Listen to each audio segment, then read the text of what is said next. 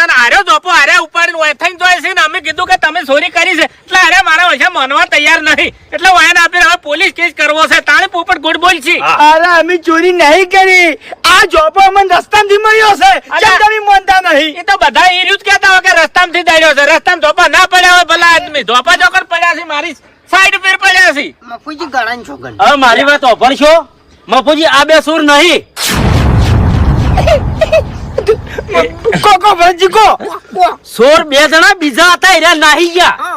હું મારા ખેતરમાંથી આવતો તો આરે જોપો ઉપાડીને એરા હેડે જતા હતા અને મેં ખાલી કીધું એ ચિયા છો એટલે જોપો નાસી અને એરા દોડ્યા એટલે હું એરા ચીડે દોડ્યો શેઠ નેર ઉધી પણ મારા ઓળખ્યા પછી ખેતરમાં વાડ કૂદીને નાહી ગયા એક તો ઓર રાખતો નહીં બરાબર ચોકી કરતો નહીં અને મારા ઉપર હાથ ઉપાડી છે લે એટલે 5 વર્ષથી ચોકી કરું છું પહેલી વાર આવું બન્યું છે